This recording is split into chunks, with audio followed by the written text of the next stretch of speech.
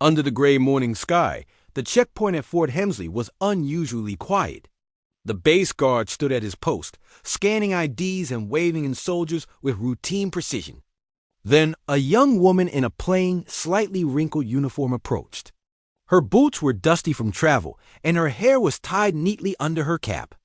She looked too calm for someone waiting to enter a high-security base. What city are you watching from today? If this story resonated with you, hit subscribe for more real stories about extraordinary people. ID, the guard barked. Barely glancing up Dot, she reached into her pocket. But before she could hand it over, he waved his hand dismissively. Not now.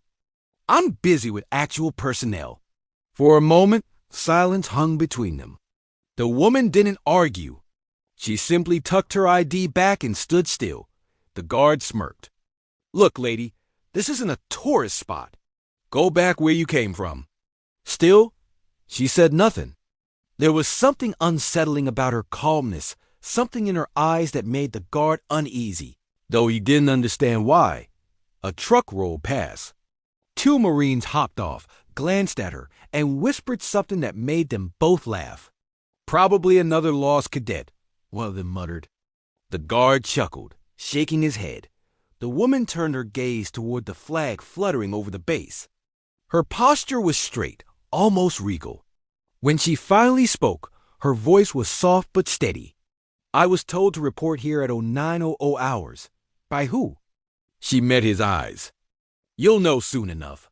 That quiet confidence irritated him.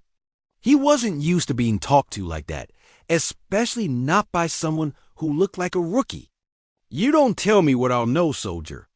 Hand me your authorization papers or step aside. She didn't move. Minutes dragged by. Other vehicles came and went. The guard ignored her, pretending she wasn't there. But she just waited calm, unshaken, as if time didn't matter. Then 5 minutes later, everything changed. A black convoy appeared in the distance, speeding toward the gate. The vehicles stopped abruptly. Out stepped 3 high-ranking generals, each one decorated, their presence commanding instant respect. The guard stiffened, saluting sharply. Generals on sight. He called out, but the generals didn't even glance at him. They walked straight to the woman. Ma'am, one of them said, saluting first. We apologize for the delay. The guard's arm froze mid-salute. His heart hammered in his chest. He looked between them, confusion spreading like wildfire. Ma'am? He echoed. The woman returned the salute gracefully. No harm done. I see the base security is ... thorough. The youngest general cleared his throat. Base security didn't know who you were, Commander.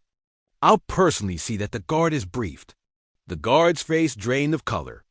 Commander? The lead general turned toward him. You refused to check her ID? I didn't realize, sir. You thought wrong, the general snapped.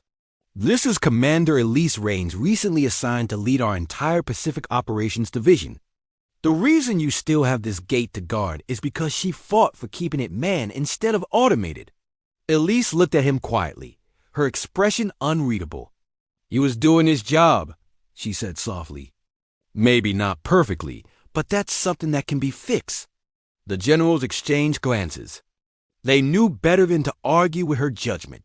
The guard's throat tightened. Shame burned through him. Commander, she raised her hand slightly, cutting him off. Respect isn't something you owe to a title. It's something you owe to everyone who walks through these gates. Her words struck deeper than any reprimand could. As the generals escorted her inside, whispers spread across the checkpoint. Soldiers who had laughed earlier now stood silent, their faces pale. Inside the base, Commander Elise walked with the quiet assurance of someone who had earned every stripe.